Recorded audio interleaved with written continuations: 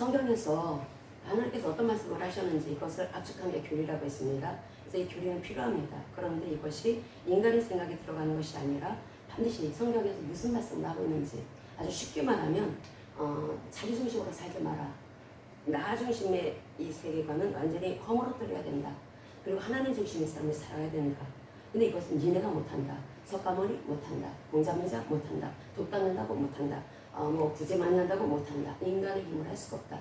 오직 하나님이 이 땅에 오신 우리를 창조하신 그분이 우리를 대속해 주신 그 피를 흘려 주셔야 된다. 그래서 십자가에서 피를 흘려 주신 그 대속 사건은 우리로 하여금 하나님 중심으로 살게 만들어 주셨다. 성경의 내용입니다. 그 교리의 내용이라는 거죠. 하나님 말씀의 내용이 굉장히 많죠. 근데 그 말씀이 그것을 어떻게 전해진다 하더라도 그 말씀이 내 안에서 잘 수호될 수 있게 하는 그것은 교리의 틀을 가지고 있어야지 쉽게 그것이 내 안에서 용해되어질 수 있는 것입니다. 사람은 고통이 오면은 본능적으로 자신에게 집중을 합니다. 그렇게 사람은 자기 중심성을 가지고 있다. 창세기 3장에 들어온 죄로 인해서 사람은 나 중심의 삶을 살아가게 되는데 나 중심의 삶은 결국 존재론적인 죄를 지을 수밖에 없다. 우리는 죄를 지었다고 했을 때 겉으로 드러난 이 죄, 거짓말을 했다라거나 아니면 살인, 절도, 간음, 이런 겉으로 드러낸 그런 죄만을 죄라고 얘기하지만 보통 이제 도덕적인 죄를 말하죠. 그런데 그 죄만 죄가 아니라 그것은 단지 열매로 드러난 것이고 사실 그 본질적인 것이 무엇인지를 알아야 된다. 성경은 그것을 우리에게 알려주고 있습니다. 결국 왜 사람이 거짓말을 할까? 왜 사람이 음란한 그런 행동을 할까? 왜 사람이 그렇게 폭력적이고 또 남을 속이고 그렇게 또 남을 미워하고 엄만 불평하고 심지어 살인까지 저지르는 그러한 악한 짓을 저지를까? 그 본질적으로 그거를 들여다 봐야 된다. 성경은 그걸 가르쳐주고 있습니다. 그게 존재론적인 죄라는 것입니다. 사람이 이 존재론적인 이 죄, 이 자기 중심성이라고 하는 거, 사람은 이 고통 가운데 살아갈 때 우리는 항상 자기 방어적이고 자기 중심적이어서 자기를 보호하는 그런 본능을 가지고 있습니다. 우리의 본성이 그렇다라는 거죠. 그러다 보니까 환경이 어려우면은 사람은 자기의 성을 딱 쌉니다. 그래서 자기를 보호하려고 한다라는 거죠. 자기를 방어하려고 합니다. 그것을 내 안에 있는 옛사람이다 라고 바울은 말을 하고 있습니다. 내 안에 있는 옛사람. 그러니까 옛사람이라고 하는 것은 하나님의 통치 받지 않는다라는 겁니다. 내가 그 중심에 있어가지고 하나님처럼 내 삶을 경영하겠다. 결국 어떤 것이 선이고 어떤 것이 악인지 그것을 나의 지금까지 살아왔던 삶의 경험 그리고 내가 알고 있는 그 지식들 이런 것들을 토대로 해갖고 어떤 것이 선인지 어떤 것이 악인지 그것을 내가 내 경험치에 의해서 잡아가지고 그래서 자기는 이제 자기를 정당화시키고 자기를 방어하고 내가 맞다, 내가 옳다, 내가 계속 나가려고 한다라는 거죠. 그런데 이것이 사람의 그 존재론적인 죄다. 자기 중심성이라고 하는 것은 존재 자체가 하나님으로부터 독립되어 있는 모습을 말하는 것이고 결국은 하나님의 자리를 찬탈한 죄를 지은 것이다. 그래서 이 존재론적인 죄, 이 자기 중심적인 이 죄라고 하는 것이 옛사람의 모습이고 이 모습을 가지고 있는 한 이것을 그리스도의 보혈로 완전하게 십자가에서 처리하지 않는 한 여전히 우리는 그 예수를 믿는다 하더라도 그 삶의 방향은 자기 중심적인 그 방향을 향할 수밖에 없다. 결국 그런 것은 자기를 더 고통스럽게 만든다 라고 성경은 말씀을 하고 있습니다. 하나님께서 우리에게 살려주시기 위해서 말씀을 주신 거죠. 히브리서를 쓰신 그 대상은 히브리인들이었습니다. 그 유대인들이었습니다. 유대교를 믿다가 예수를 믿게 된 그리스도인들, 그 사람들이 핍박이 너무나 심하니까 로마 정부의 핍박, 그때 네로의 통치하에 있었을 때니까 너무나 고통스럽고 그리고 또 동족으로의 핍박, 그 유대교를 믿는 예수를 믿지 않은 자기 동족들이 엄청나게 핍박을 했다라는 거죠. 그러니까 동족으로부터 핍박, 이 동족이라고 하는 것은 가깝게는 예수를 믿지 않은 자기 가족도 말하는 것입니다. 자기 친척들로부터 핍박을 받고 또 로마로부터 핍박을 받고 그랬을 때 너무나 고통스러우니까 이 사람들이 본능적으로 자기에게 집중할 수밖에 없었겠죠. 자기에게 집중할 수밖에 없다 보니까 결국은 그 뿌리에 하나님으로부터 독립하고자 하는 그 성향, 자기 중심성이 스멀스멀 올라오게 되었습니다. 그러다 보니까 결국 이것은 우리가 그동안 계속해서 살피고 있는 이 토버라의 구도 속에서 이걸 본다고 했습니다. 이 토브, 하나님의 그 품 안에서, 하나님의 은혜 안에서 산다면 항상 안식할 수가 있을 텐데 그렇지 못하고 나중심으로 살다 보니까 계속 라의 그 하나님으로부터 등을 돌린 그 모습, 자기중심성, 결국 죽음의 방향을 향해서 계속 나가다 보니까 하나님으로부터 더 멀어질 수밖에 없고 더 자기중심적으로 그렇게 빠지다 보니까 자기의 무덤을 파게 되는 것입니다. 더 깊게 파게 된다는 거죠. 그 히브리인들이, 그러니까 예수를 믿는 기독교인들이 되었지만은 히브리인들이 다시 유대교로 돌아가면 우리는 안전할 텐데, 왜냐하면 로마에서 유대교는 핍박하지 않았습니다. 유대교는 종교로 인정했다라는 거죠. 그런데 그 크리스찬, 이 기독교는 인정하지 않았습니다. 불법적인 종교로 그렇게 여겨가지고 엄청나게 박해를 했었기 때문에 이건 뭐 완전히 생명을 걸어야 될 일이었고, 어떤 직업도 가질 수도 없었고, 또 돈 버는 것도 너무나 힘들었고, 그리고 또 가지고 있는 재산까지도 뺏겨야 되는 이러한 이 상황 속에 몰리게 될 때 이런 이 고통이 다가오게 됨으로써 이 사람들은 결국 자신한테 집중하다 보니까 나를 보호해야 되겠다. 결국 자신한테 집중한다라고 하는 것은 자기 중심적인 존재론적인 죄에 빠지게 되는 것입니다. 그것의 뿌리는 하나님을 이탈한 상태의 모습이라고 했죠. 그러다 보니까 하나님은 없고 내가 중심에 있어서 이 상태에서는 유대교로 돌아가야 되겠다. 유대교로 돌아가도 나는 하나님 믿잖아. 예수님도 유대인이었잖아. 내가 돌아간다고 해서 하나님이 나를 벌하지 않으실 거야. 그렇게 자신을 그렇게 두둔하면서 자기를 방어하는 그런 말들을 하면서 그게 자기의 선이었다라는 거죠. 그러면서 이 배교의 영역 가운데 있었던 사람들이 유대인들, 크리스찬들이었습니다. 그러다 보니까 이 사람들에게 이 히브리서를 기록한 이 저자, 바울이라고도 하고 아볼로라고도 하고 여러 사람들 되는데 작자 이성입니다. 어쨌든 이 유대인이 쓴 것입니다. 이 유대 자기 동족들이 이렇게 배교의 이유 가운데 있으니까 그것을 그 사람들에게 그 말을 합니다. 너희들이 그 유대교로 돌아가게 되면은 너희들 그래도 하나님을 믿는 거니까 이거는 배교하는 것이 아니다 라고 생각하지만 그것은 배교하는 거야. 너희들 지금 너무 잘못 생각하고 있다. 너는 그리스도를 믿는 것이 무엇인지를 아직도 여전히 모르는구나. 그 그리스도가 누구냐? 그 히브리서에서부터 쭉 1장에서부터 말씀하고 있는 것이 그리스도가 얼마나 탁월하신 분인지 그리스도의 우월성에 대해서 말씀을 하고 있습니다. 히브리서에 보면은 그리스도는 천사보다 우월하셔. 그리스도는 모세보다 우월하신 구원자이시오. 그러니까 그리스도는 천사보다 우월한 하나님의 아들이고 그리스도는 모세보다 우월한 구원자이시오. 그리고 그 제사장들, 그 수많았던 이스라엘 역사 가운데 제사장들, 그 제사장들보다 비교할 수 없이 우월하신 분이 바로 대제사장 되신 그리스도시오. 그 우월하신 그 그리스도를 너희들은 너무 모르는구나. 그리스도를 믿는다라고 하는 것이 무엇인지 너희들 알아야 되겠다. 그래서 히브리서를 기록할 때 이 사람들이 자꾸 배교를 하려고 하니까 그 배교를 하면서도 그것이 잘못됐다라고 그들은 생각하지 않았습니다. 자기 중심성의 죄라고 하는 것이 그렇게 끈질기다라는 거죠. 뿌리가 굉장히 깊다라는 것입니다. 하나님 자리를 내가 차지하고 있어가지고 나는 옳다라는 거죠.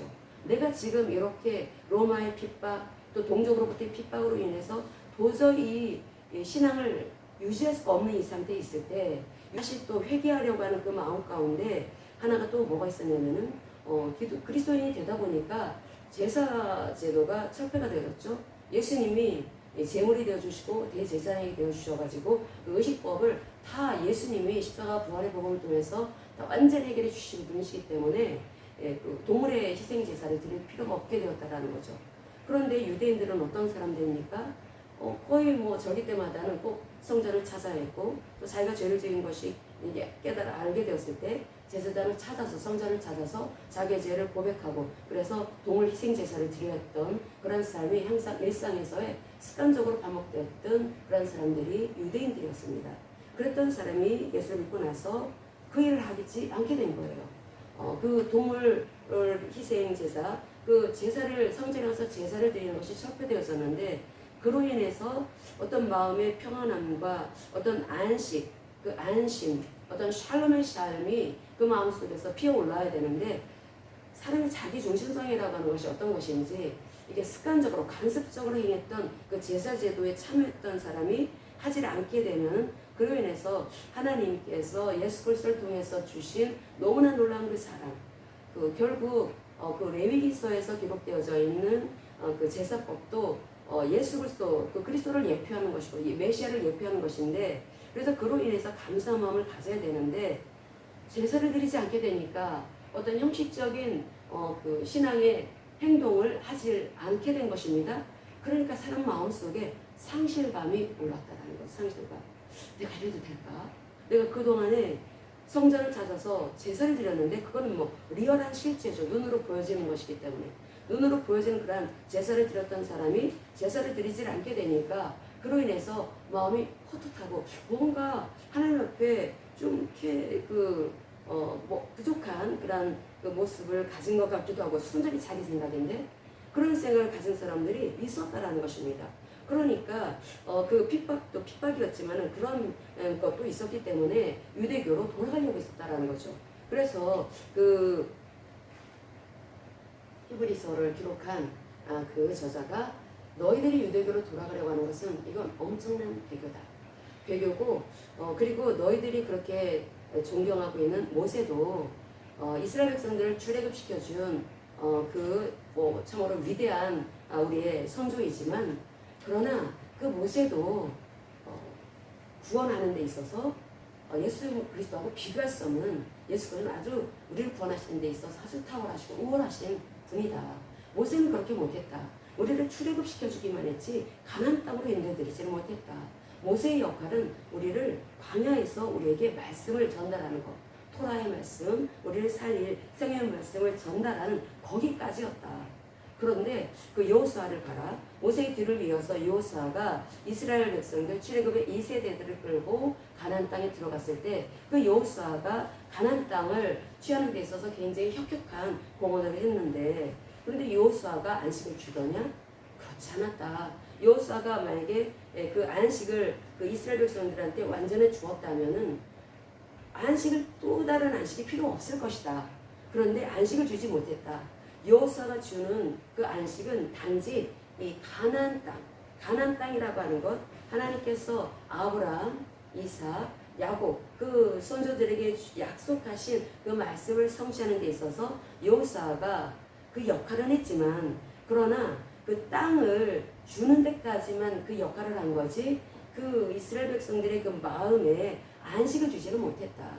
그래서 남은 안식이 필요했다. 그 안식은 오직 그리스도를 통해서 오는 안식이다. 그것이 히브리서 4장에서 우리에게 주시는 메시지인 것입니다. 히브리서 4장 8절에서부터 13절까지 말씀 같이 읽겠습니다. 만일 여호수아가 그들에게 안식을 주었더라면 그 후에 다른 날을 말씀하지 아니하셨으리라. 그런즉 안식할 때가 하나님의 백성에게 남아있도다.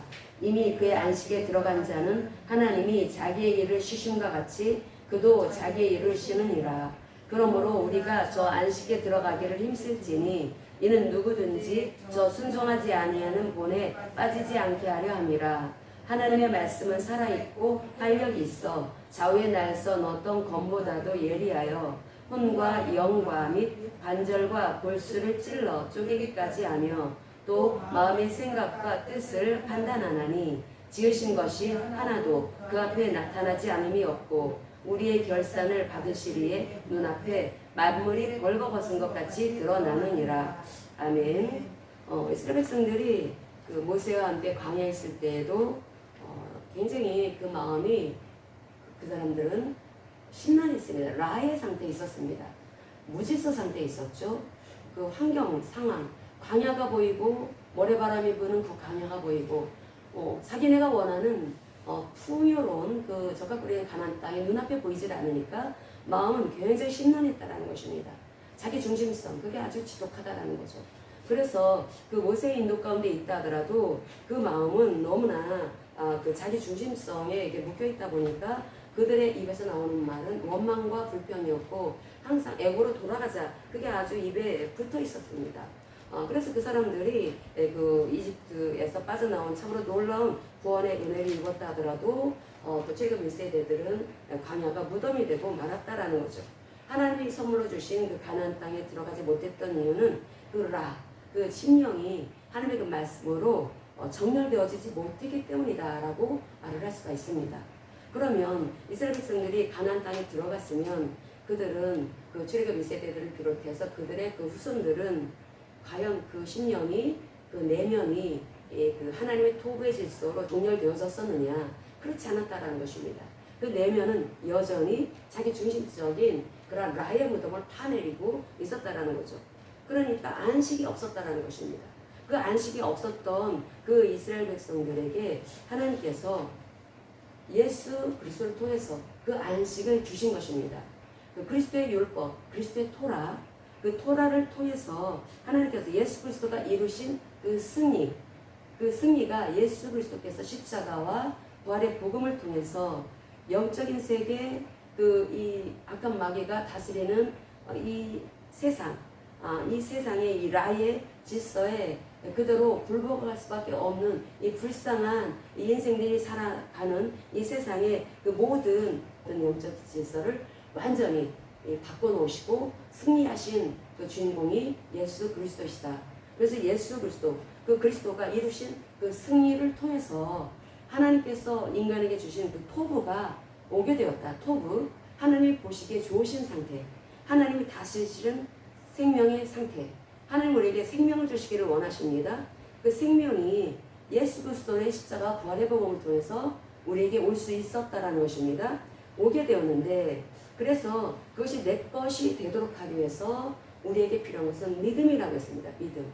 그래서 우리가 그리스도가 그 일을 행하셨기 때문에 이 세상은 죽음의 신인 악한 마귀가 지배하는 세상인데, 예수님께서 십자가 부활의 복음을 통해서 그분은 생명의 주가 되어 주시고 이 땅에 그 그리스도 안이라고 하는 하나님이 통치하시는, 우리 눈에 보여지지 않지만 하나님의 나라가 세워지게 하셨습니다. 그 세워진 그곳에 우리가 이제 그리스도와 함께 들어가게 된 것입니다. 그래서 우리가 가시적으로 볼 수 있는 공동체인 이 교회, 이 교회를 통해서 우리는 이제 그리스도 안에 모인 하나님의 백성들이 생명의 주가 되신 그리스도와 함께 이제 토부, 그리스도가 이루어 놓으신 그 승리를 우리가 함께 누리게 되었는데, 그럼 그 누리게 되는데 그것은 말씀을 통해서 우리가 그것을 체험할 수가 있게 되는 것입니다.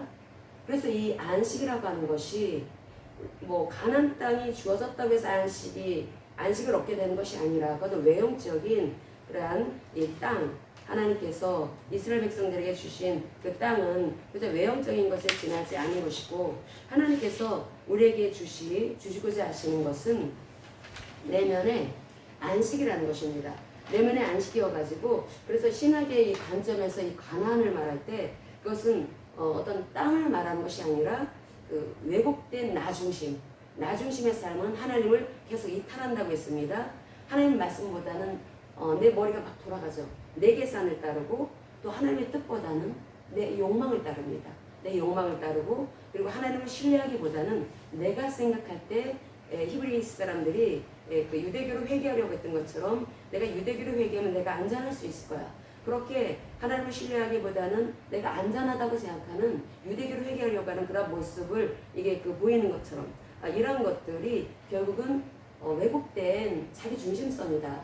왜곡된 자기 중심성을 하나님께서는 빠져나오도록 하시기 위해서 예수 그리스도의 십자가 부활의 복음을 통해서 우리가 그리스도 안에 머물러 살게 하셨는데, 그렇게 우리가 예수 그리스도를 나의 구세주로 나의 임금으로 영접했을 때 우리는 이제 그리스도 안에 들어와 살게 됨으로써 하나님 중심적으로 살 수가 있다는 것입니다.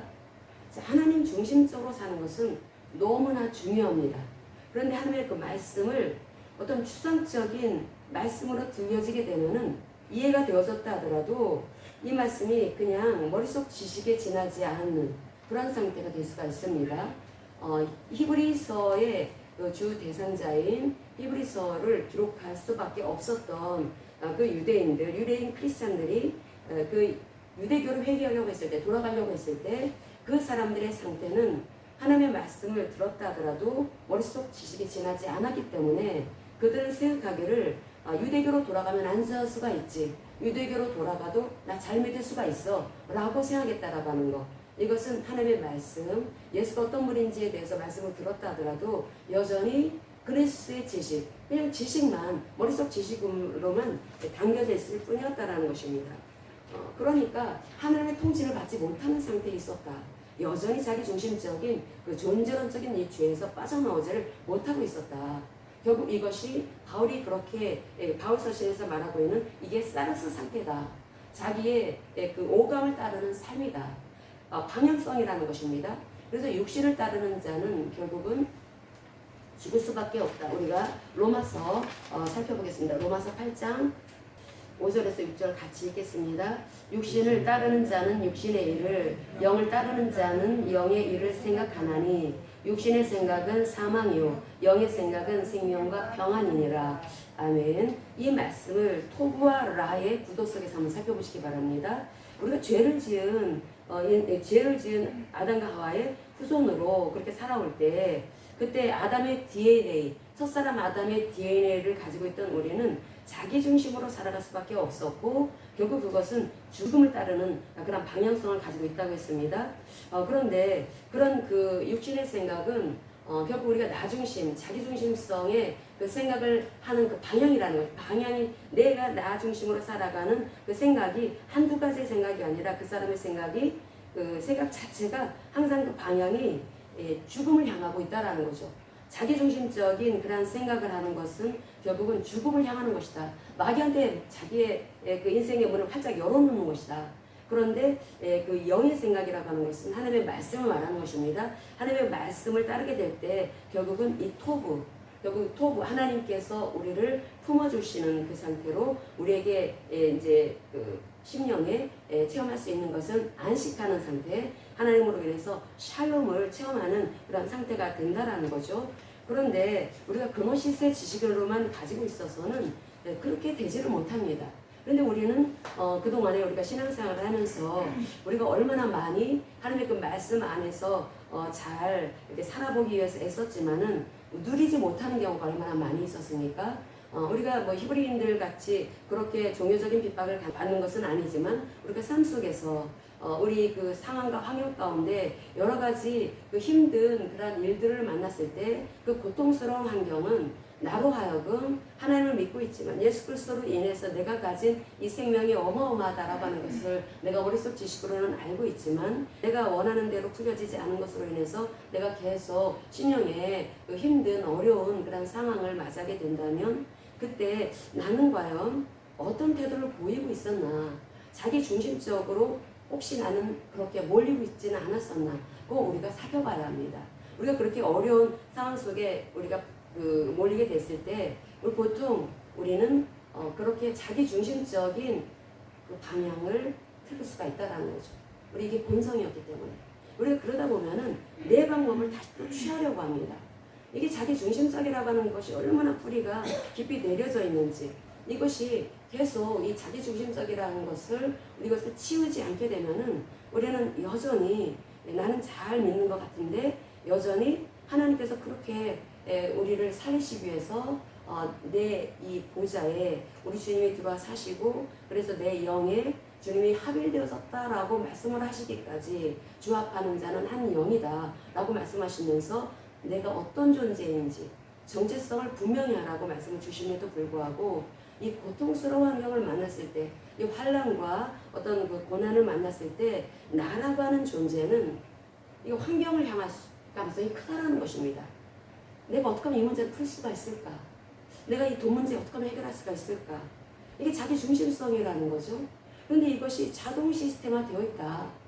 이것을 우리는 이 예수님께서도 보통 이 비유의 말씀을 많이 빌려주셨다고 했죠. 예수님께서 그 복음서에 보면은 비유의 말씀으로 이야기로 스토리로 사람들에게 그 듣는 사람들한테 그 말씀을 전달해 주신 것은 이 진리의 말씀이 사람의 존재 속으로 들어가도록 하시기 위해서 진리의 말씀을 들려주신 것입니다. 그러니까 비유의 말씀은 굉장히 중요하다라는 거죠.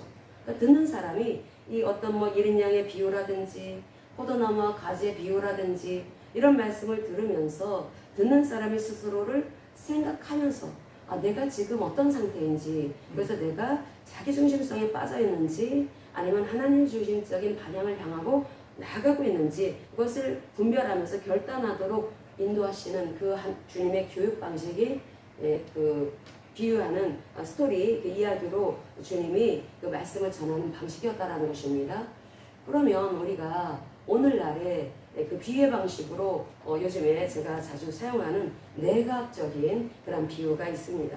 이 내과학적으로 왜 우리가 자기중심적인 DMN 상태, 그러니까 자기중심적인 사고에 빠질까? 우리가 가만히 있을 때 우리 뇌가 이 뇌과학자들이 말하는 것이고 뇌과학적인 것을 비유를 가지고 제가 사용을 하고 있는 것입니다. 그런데 이 뇌 주님께서 만들어 주셨죠. 만들어 주셨고 우리 주님께서 만들어 주신 모든 피조 세계는 완벽한 세계입니다. 우리 머리도 이 뇌세포도 완벽한 상태라는 거죠. 그런데 죄로 인해서 창세기 3장에 들어온 이 죄로 인해서 이 뇌가 어떻게 변합니까? 그 지난주에 말씀을 드렸지만은 이 상태가 뇌 상태가 바뀌어졌다라는 것입니다. 바뀌어져 가지고 그래서 사람들이 자동 시스템화된 것이 자기가 가만히 아무것도 안 하고 있을 때 사람들은 부정적인 성향으로 그렇게 기울어지게 되어 있다. 그래서 내 뇌는 가만히 있으면은 주로 자기 중심적인 그러한 자기를 중심축에 두고서 보통 생각하는 게 그 여러 가지 힘들고 어려운 부분이 있으면 그것을 부정적으로 생각을 합니다.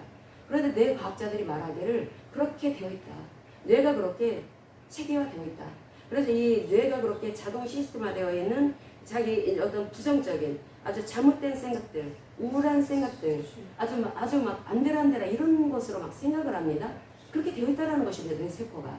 그렇기 때문에 이런 것들을 통제해야 된다. 이 뇌가 그렇게 생겨먹었으니까 왜 창세기 3장에 들어온 죄. 악을 알게 하는 나무의 열매를 따먹지 말라고 하는데 따먹고 나자마자 이 뇌가 바뀌었다는 것입니다. 뇌가 원래 세포의 그 질서 정연한 그 모습이 아니라 라의 상태가 되었다는 거죠. 물질서 상태. 물질서 상태가 되다 보니까 이 사람들이 가만히 있을 때 그럴 때 이제 부정적인 생각, 잘못된 생각, 상상, 아주 망상을 합니다. 상처만 생각합니다. 그리고 자기가 미래에 대해서 굉장히 불안한 생각이 막 올라오게 됩니다. 이게 대면 상태에서 자연스럽게 올라오는 보통 이 사람이 가지고 있는 그런 모습이라는 거죠. 자, 그렇다면은 뇌과학자들이 말하기를 이런 상태에서 이것을 통제해야 된다라고 말을 합니다. 그런데 여러분들이 알아야 되는 것은 이 DMN 상태와 TPN 상태가 있는데 이 DMN 상태는 가만히 있을 때 부정적인 생각으로 편향화되어 있다고 있습니다. 그래서 사람들이 우울한 생각을 하고 아주 방정맞은 생각을 하고 그래서 계속 자기에 대해서 아주 나쁜 그림을 그립니다. 아주 막 공상하고 망상하는 게 자기에 대해서 계속 그 어떤 잘못된 아주 자기가 망할 곳으로 가는 그래서 내가 이러다가 내가 어떻게 되겠지 잘못되겠지 망하겠지 이런 생각으로 내몰리게 됩니다. 그러다 보니까 어떤 사람들이 자살도 합니다. 이게 DMN 상태에 빠져있기 때문에 그렇다는 거죠. 그래서 이런 상태에 있을 때 이것을 통제해야 된다. 뇌과학자들이 말을 합니다. 왜 그러냐면은 이 뇌라고 하는 것을 연구해 봤더니 이 뇌가 이 DMN 상태의 반대 측면에 있는 것이 TPN 상태라고 있습니다. 그런데 이 TPN 상태는 이 DMN 상태하고 정반대라는 거죠. 이 DMN 상태를 잠잠하게 만들 수가 있습니다. 이 아주 우리가 가만히 있으면은 심란하고 막 속에서 수승이질을 하니까 내가 나가서 일을 해야지. 일을 하면 그래도 내가 이 마음의 불편함이 없어집니다. 그렇게 말을 하는 경우가 있죠. 그럼 열심히 일을 하면은 그 아주 이 속에서 올라오는 막 수승이질했던 그 생각들이 잠잠해져서 없어진 것 같습니다. 근데 그건 숨어 있는 거예요, 여러분. 속으면 안 됩니다. 우리가 이 DMN과 TPN은 시수와 같습니다. 그래서 내가 열심히 일을 할 때에는 이 DMN은 밑으로 깔아놓는다라는 거죠. 그래서 내가 그 힘든 생각을 한 것을 내가 자기 중심이 축이 되어가지고 잘못된 그런 그 나쁜 그림을 그려왔던 것들이 이제 가라앉게 되는 것입니다. 그런데 내가 열심히 일을 하게 되면은 이제 TPN 상태가 그게 활성화하게 되겠죠. 활성화가 되다가 그러면서 이것이 다시 또 가만히 있는 그런 시간을 갖게 될 때, 그럴 때 얘가 또 올라오게 된다는 것인데, DMN 상태가. 그때 또 부정적인 생각이 또 올라온다는 거죠.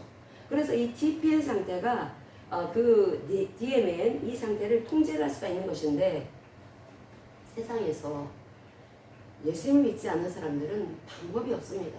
그들은 생명을 가지고 있지 않기 때문에. 근데 우리에게 하나님께서 말씀을 주셨습니다. 그게 바로 생명이죠, 생명. 근데 그 생명의 말씀을 하나님께서 하가하라 라고 말씀을 하십니다. 여호수아서가 모세오경 바로 뒤이어서 나오고 있습니다. 모세오경 바로 뒤이어서 여호수아가 이렇게 기록되어져 있다. 그것은 굉장한 메시지가 있다는 것입니다. 이 영적인 어떤 큰 그림으로 볼 때 어떻게 모세오경 바로 다음에 여호수아서가 기록되어져 있을까? 여호수아는 이스라엘 백성들 출애굽 2세대들을 끌고 가나안 땅에 들어가야 했습니다. 그랬을 때 얼마나 책임이 막중합니까? 그때 하나님께서는 그 여호수아에게 하나님의 말씀을 주야로 하가해라, 선포해라 라고 하는 말씀을 주십니다. 그러니까 여호수아에게 하나님께서 말씀하시기를 너희들에게 필요한 것은 칼이다, 산이다 라고 하는 말씀을 하시는 것이 아니라 말씀이다 라고 하는 말씀을 합니다. 그리고 말씀을 읊조려라, 네 귀에 들리도록 선포해라 라고 하는 말씀을 하고 있다는 것입니다.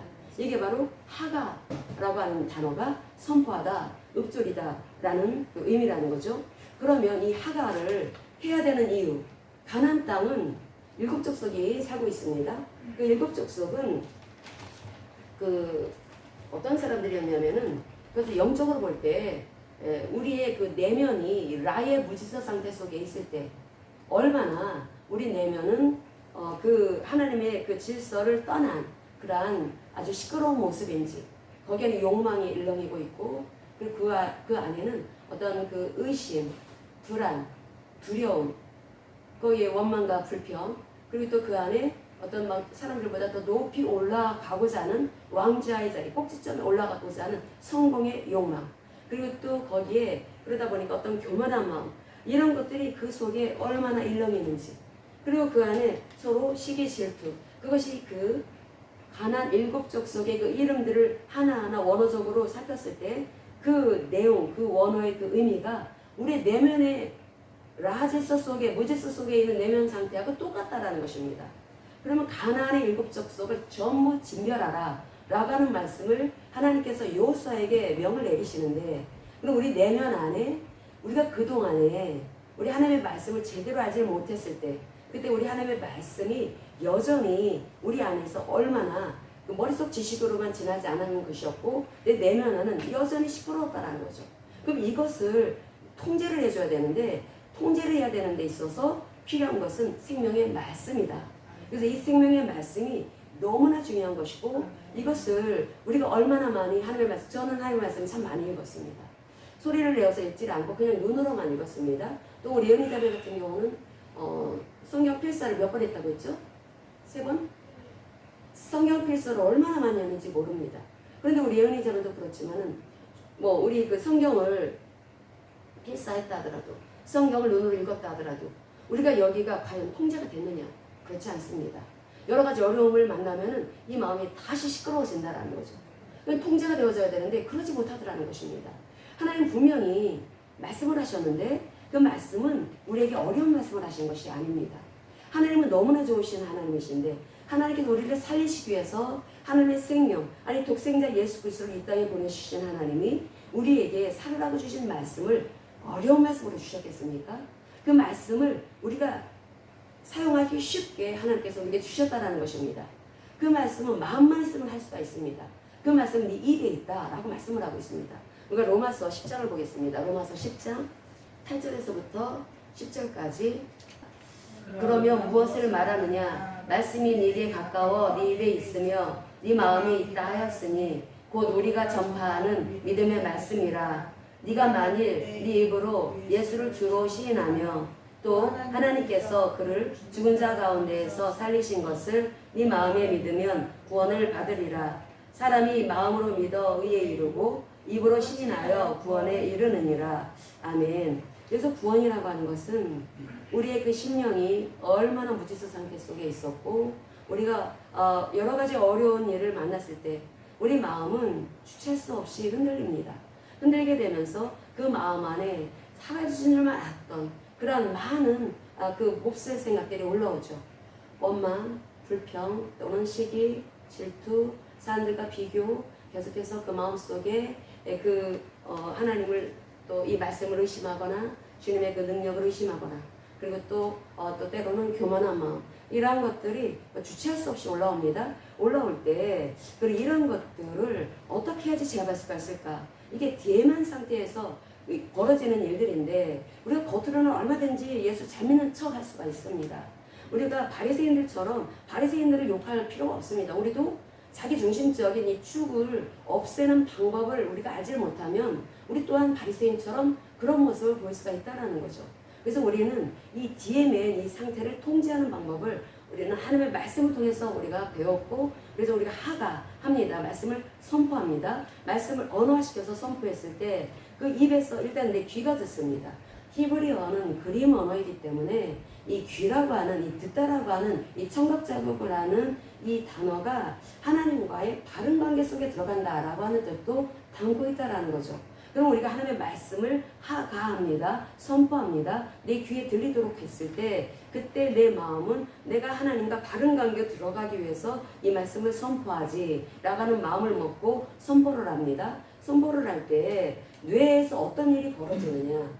뇌는 읽기만 했을 때 읽기만 하면은 그 시각을 주관하는 그 뇌 부위만 활성화된다라는 거죠.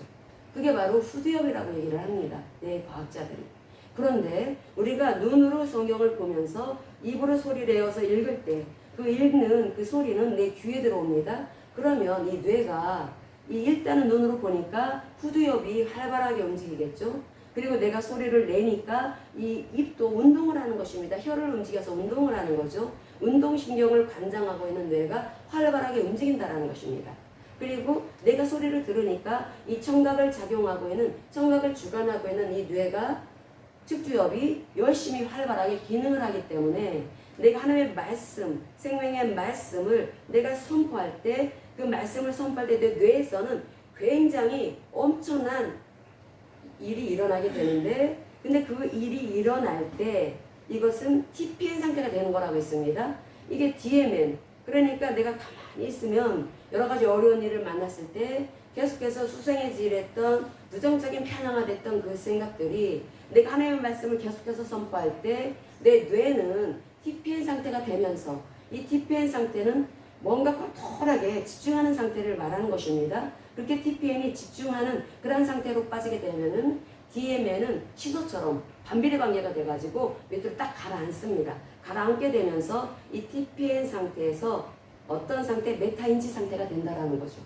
내가 내 상태를, 내 DMN 상태 가만히 있을 때 나는 왜 이렇게 부정적인 생각을 했을까? 내가 왜 벌어지는 일들을 자꾸 잘못된 생각을 미리 앞서서 앞당겨서 상상하면서 망상하면서 그렇게 내 마음을 힘들게 만들었을까? 그 생각을 다시 생각한다라는 거죠. 그것을 메타인지라고 합니다. 생각을 또 생각하는 거. 생각을 또 생각하는데 이게 사람이 굉장히 중요한 능력이다. 메타인지의 능력.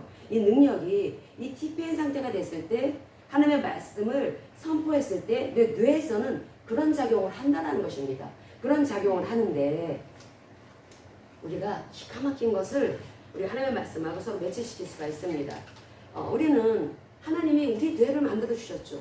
그럼 뇌 과학자들은 성경이 옳다라는 것을 계속 지지해 주는 사람들입니다. 그럼 우리는 하나님의 그 말씀을 하가했을 때, 하가하게 되면은 그것은 뭐 뇌 과학적으로 뭐 어떻고 저떻고 그런 걸 모른다 하더라도 다윗이라고 하는 사람은 메타인지 능력이 굉장히 뛰어난 사람이었다라는 거죠. 이 다윗이라고 하는 사람은 하나님의 말씀을 늘 입으로 선포했던 사람입니다. 어떻게 다윗이 이스라엘 백성들을 엄청나게 많은 사람들 가운데 다윗은 어떻게 그렇게 인생의 역전의 주인공이 될 수 있었을까? 그 비결이 무엇이었을까? 우리는 보통 그렇게 예전에는 생각했습니다. 하나님께서 찍으셨기 때문이겠지. 그렇게 되면은 찍힌 사람은 그렇게 될 수밖에 없겠네. 이 운명론으로 빠질 수가 있습니다. 그게 아니라는 것입니다. 하나님은 공평하신 하나님이십니다.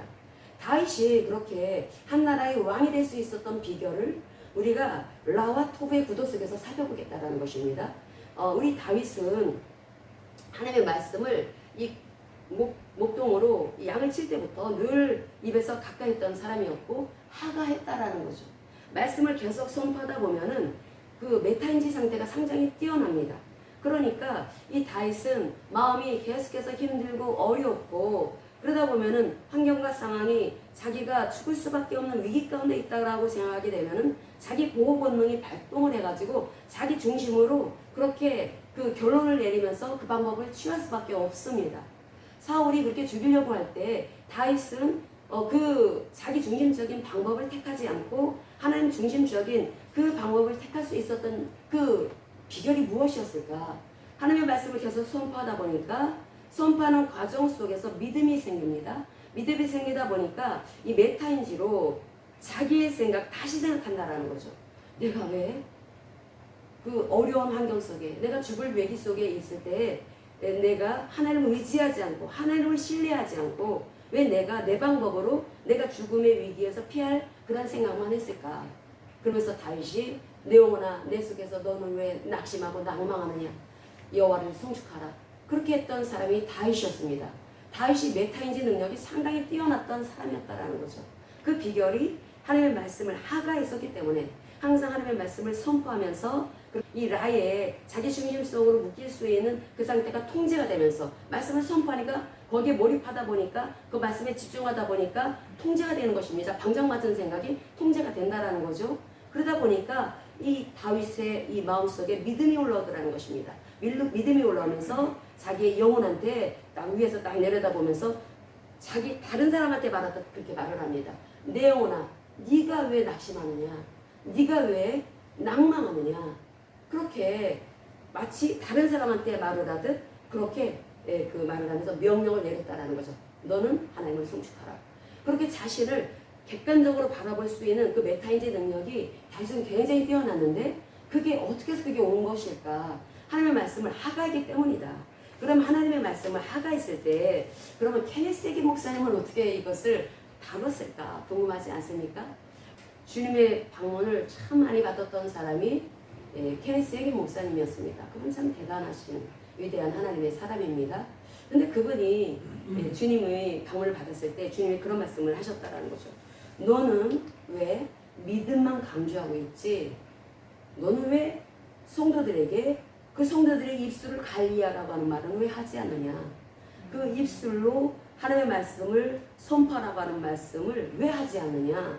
믿음보다 3배 더 네가 강조하면서 전해야 될 메시지 그 설교는 다른 것이 아니라 입술로 선포하는 것이다 라고 하는 말씀을 예수님이 들려주셨다는 것입니다.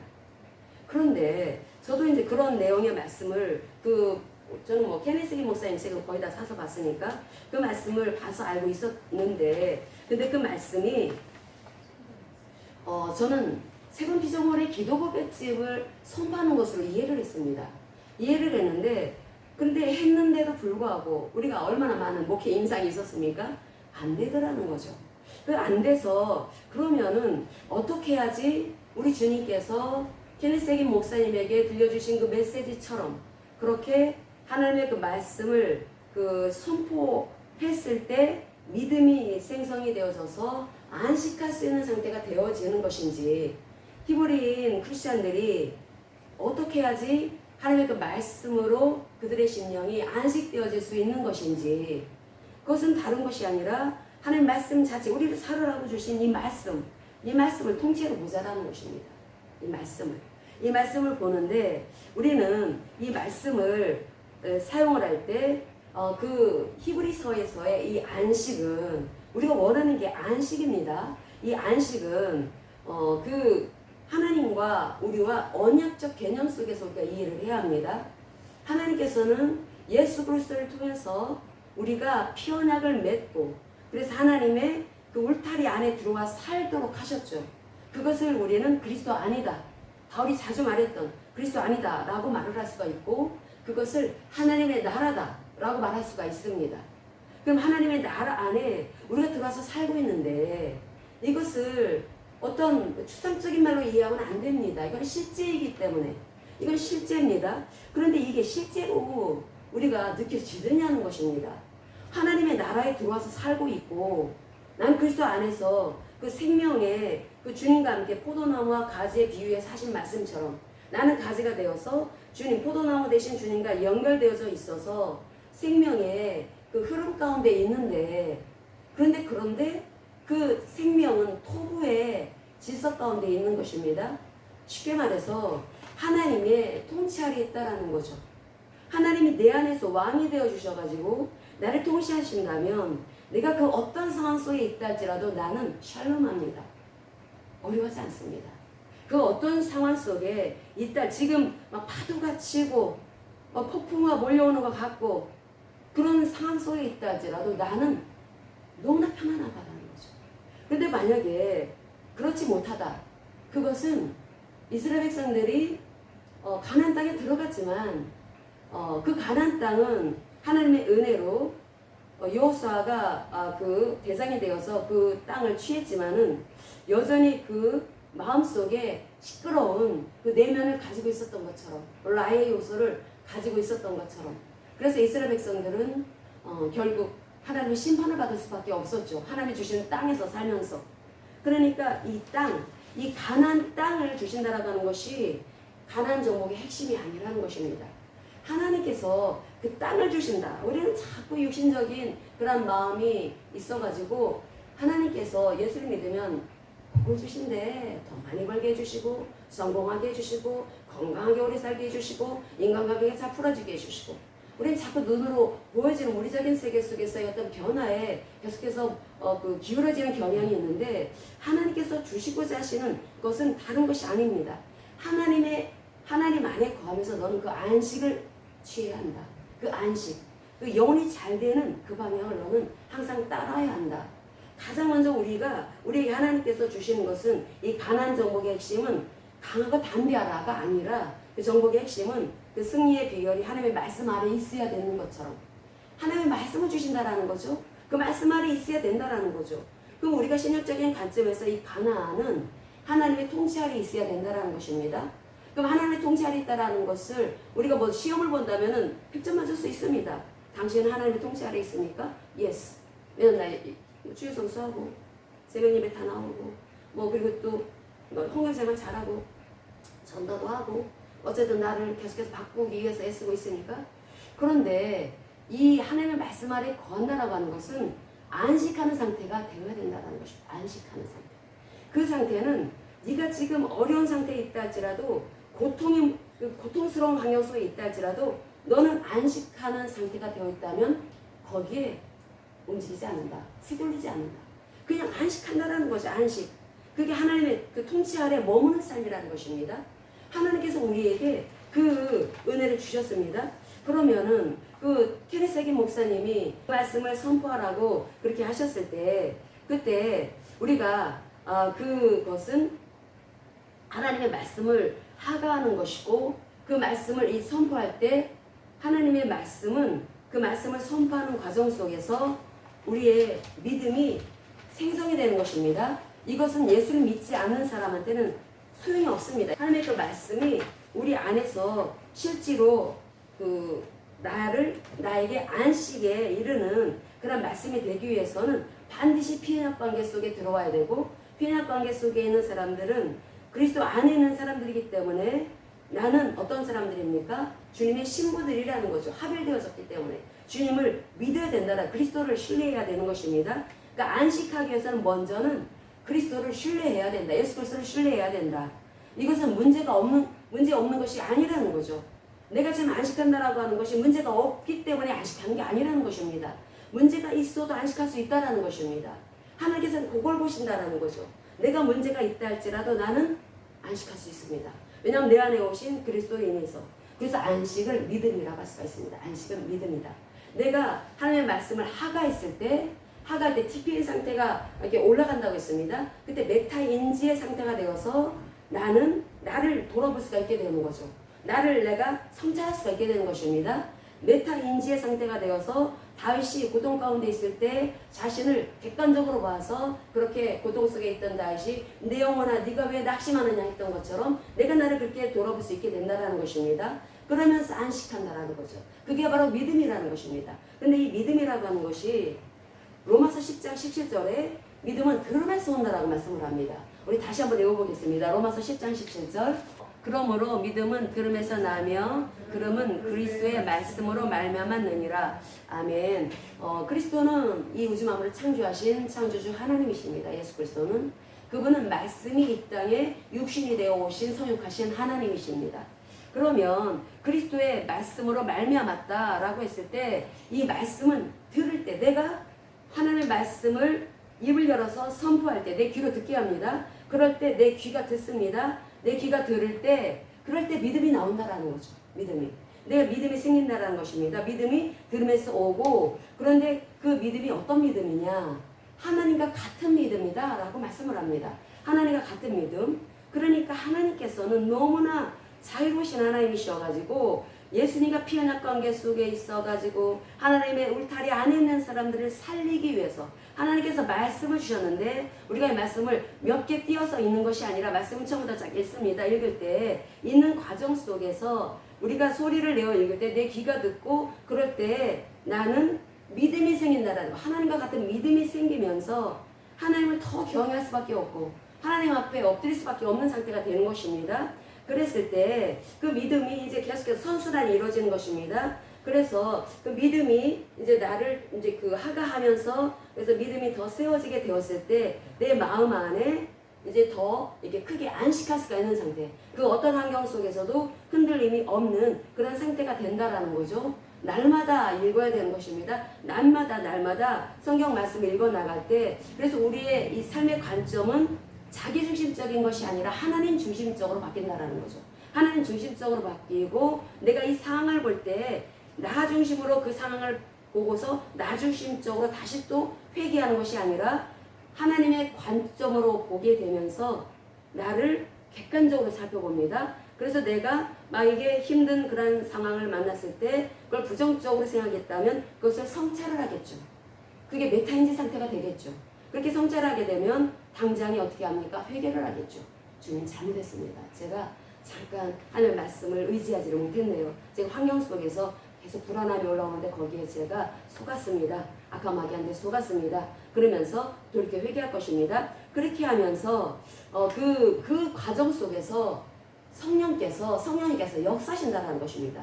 그런 과정 속에서 내가 그렇게 회개하는 것도 그렇고 자아성찰을 하게 되는 거죠. 그러면은 하나님께서 그 말씀을 통해서 역사하십니다. 하나님의 그 말씀을 계속해서 선포해서 나아가는 그 과정 속에서 그 내용이 이해되어지지 않는다 하더라도 하나님을 신뢰하고 하나님이 나를 살아라고 주신 이 톱의 말씀, 이 말씀을 계속해서 언어하시길 때 내 뇌는 굉장히 활발하게 기능하면서 그러면서 내가 영혼이 되어지고 그래서 내가 DMN 상태가 계속해서 잔잔한 호수와 같아진다는 것입니다. 잔잔한 호수와 같아져가지고 예전처럼 그렇게 고통스럽고 어떤 그 고난이 오고 힘들고 어려운 일이 왔을 때 본능적으로 자신에게 집중했다면 그렇게 자기를 객관적으로 바라보게 되는 것이 계속 이어지게 되면서 심령은 안식하는 상태가 되는 것입니다. 그것은 내 심령이 주가 누구신지를 확실하게 보여지는 상태라는 거죠. 주님이 나의 주인이시고 예수 그리스도께서 나를 살리시기 위해서 오신 생명의 주가 되어주시고 그분은 나의 왕이 되어주신다 라고 하는 것으로 인해서 안식하게 되면서 이제 그 말씀을 통해서 믿음이 왔기 때문에 성령이 운행을 하십니다. 성령이 운행을 하시면서 내 안에 흐트러져 있던 혼돈 속에 있던 생각, 감정, 의지, 지정의가 정렬을 이루도록 그래서 생명으로 기능할 수 있도록 하나님께서 도와주신다는 것입니다. 그래서 이 히브리서 이 4장 8절에서부터 13절의 이 말씀에 이 안식은 결국은 그리스도를 통해서 오는 것이다. 이 안식이라고 하는 것은 여호수아를 통해서 온 게 아니다. 너희들 유대교를 회개하려고 하느냐? 여호수아는 안식을 줄 수 없었어. 오직 예수 그리스도만이 안식을 주시는 유일하신 분이야. 그러니까 참된 안식, 그리스도로 인해서 갖게 된 그 안식은 오직 말씀으로 인해서 가능인 것이다. 말씀은 너희들 샅샅이 살펴보신다. 하나님께서 너희들이 지금 현재 무슨 생각하는지 다 아신다. 너희들이 무식 세계 속에 있는 것까지 다 아시는 분이 하나님이시다. 하나님께 숨길 수가 없어. 너의 그 마음을 어떻게 숨길 수가 있느냐? 절대 숨길 수가 없다. 이 마음을 감출 수가 없어. 모든 피조물은 하나님 앞에 그 실체가 드러날 수밖에 없어. 그러니까 네 안에는 어떤 내면의 그 의식이든 어떤 미세한 작은 죄든 하나님의 눈앞에 항상 분명하게 선명하게 보여지고 드러날 수밖에 없기 때문에 하나님 앞에 그렇게 적나라하게 열려져 있기 때문에 너는 하나님 눈 피할 수 없다. 그런데 네가 네 마음속에 있는 거라고 그래갖고 아무도 보는 사람이 없으니까 괜찮겠지라고 생각할 수 있을 텐데 아니다. 하나님은 네 마음도 보신다. 너는 그 행동만 겉으로 드러나지 않기만 했으면 그러면은 하나님이 나 받아주실 거라고 혹시나 생각하고 있니? 아니다. 행동으로 나타난 그런 불순종만이 아니라 네 마음속에 품고 있는 잘못된 생각까지 하나님이 다 심판의 대상으로 보신다. 그러니까 네 마음을 항상 토부의 질서로 계속 잡아가야 한다. 그러기 위해서는 말씀을 선포해라. 선포할 때 그때 너는 이 마음이 정렬이 되어지면서 하나님께서 언제든 다스릴 수가 있는 그런 상태, 결국은 믿음의 안식의 그러한 그 상태로 들어가게 되는 것이고, 그럴 때 성령께서 이 말씀을 통해 역사하시는 것을 보게 될 것이다. 케네디 에겐 목사님에게 나타나신 주님께서 말씀을 선포하는 것에 대해서 너는 믿음을 강조하는 말씀보다 3배 더 열심히 설교해라 라고 하는 말씀을 주신 것도 굉장히 큰 메시지라는 거죠. 그러니까 우리가 그 마음을 열고 담아야 될 그런 말씀입니다. 결국은 말씀을 선포하는 것은 내 귀로 듣고 그랬을 때 내 믿음이 생기면서 내 마음 안에 안식이 이제 생기게 되면서 그럴 때 성령이 역사하시고 영혼이 잘 되어지게 되면서 범사가 잘 되고 강건케 되는 것이다. 그런데 우리는 그동안에 얼마나 껍데기, 그 물질 추구, 물질적인 거 어떤 건강이라든지 눈에 보여지는 거 보기에 마음을 많이 뺏겼었으니까 그게 바로 옛사람의 모습이라는 것입니다. 그래서 그 하나님께서는 말씀하시기를 히브리서에서의 안식을 너희들은 반드시 붙잡고 그 안식은 그리스도 안에서만 가능한 안식이다. 그래서 그리스도 안에 그 믿는 자들 위한 참된 안식을 준비해 놓으셨다. 그러니까 네가 예수 그리스도를 너의 정말 참된 신랑으로 여긴다면 하나님을 신뢰하고 그 하나님의 통치 안에 들어가라. 그러니까 주님의 주권을 인정한다면 나는 내 생각을 다 내려놓게 될 것이고 하나님 말씀보다 자기 판단을 믿었던 그 삶에서 이제 회개해서 돌이켜서 하나님의 그 말씀을 높이는 그런 삶을 살아가게 될 때, 그럴 때 우리는 비로소 하나님의 통치 안에 있게 되면서 영혼이 잘 되어진 상태, 그게 바로 안식하는 상태입니다. 그러니까 그리스도께서 완성하신 그 속의 역사를 신뢰하는 상태. 그래서 그 분을 의지할 때 나는 이제 나를 의지했던 삶을 멈추게 될 것입니다. 얼마나 우리가 자신을 의지합니까? 그런 삶을 멈추게 되고, 그래서 결국 우리는 그리스도 안에서 점점 그리스도의 형상을 닮아가게 될 것이고, 그게 바로 요새다라고 말씀을 합니다. 요새. 그게 바로 가장 안전한 처소라는 거죠. 그래서 이 세상은 그 하나님의 통치에 반한 세력들이 만들어 놓은 세상입니다. 라의 그 무질서 속에 있는 사람들이 그 사탄의 그 휘하에서 사탄의 통치 아래 있지만, 그런데 우리는 그 세계에서 빠져나온 사람들이다. 그리스도 안에서 우리는 머물면서 우리 그리스도의 통치 안에 있을 때, 그 그리스도의 통치 안에 있다는 것은 하나님의 토부 안에 머무는 것입니다. 그렇기 때문에 내 불안한 마음이라든지 내 마음 안에 얼마나 시끄러운 소음이 발생했습니까? 그게 그 뒤에만 상태가 사라진다는 거죠. 그래서 가만히 입 닫고 있을 때 그때 이제 비로소 하나님이 창조하신 그 상태의 본래의 모습대로 DNA이 기능을 한다라는 겁니다. 그래서 내 중성이 계속해서 자기 중심적으로 그동안에 계속 반응을 하다 보니까 계속 말씀보다는 내 생각 위주로 흐르는 경향이 있었는데, 그랬을 때 그 성령은 똑같은 뇌를 사용하셔가지고 언형되신 백성이니까 사용하셔가지고 말씀을 통해서 우리의 생각을 계속 흡수해 주신 영이시다. 그래서 말씀을 계속해서 하가할 때 성령께서는 우리가 스스로를 성찰하게 만드시고, 그래서 그리스도 중심으로 계속 이끌어 주시는 분이 성령님이시다. 그래서 우리가 계속해서 환경을 바라보면서 그동안에 어렵고 불안한 마음이 있었고 두려운 마음이 있었다면, 그렇게 자기 중심적인 그런 잘못된 어떤 감정에 빠졌던 그런 사로잡혔던 자기 중심성, 자기 보호 본능에서 이제는 빠져나와서 믿음의 안식을 갖게 되는 것이고, 그 안에서 우리는 자라게 되는 것입니다. 그럴 때 우리가 얼마나 놀라운 영혼이 잘 되는 상태가 되는 것인지, 그랬을 때 비로소 영혼이 잘 되고 범사가 잘 되고 강건하게 된다는 것입니다. 그래서 우리는 그 영적인 원리를 알고 우리가 나가야 될 것이고, 그래서 우리가 쉬지 말아야 되는 것, 날마다 시간을 정해, 시간이 없으면 단 10분이라도 내가 잠자기 전에 10분은 성경 말씀 좀 읽고 내가 자자. 10분은 못하겠습니까? 10분 소리를 내서 읽자는 것입니다. 소리를 내서 이걸 규칙적으로 그렇게 하게 될 때 분명히 역사라는, 저는 진짜 그걸 체험, 벌써 제가 2주째 하고 있는데, 근데 토요일하고 주일을 못해요, 제가 시간이. 그래서 가능하면 이제 시간 짬내면 하려고 하는데 5일간 이렇게 사는데 어쨌든 뭐 시간은 좀 많이 합니다. 그런데 굉장히 분명히 그러한 효과를 제가 확실하게 감지하고 있습니다.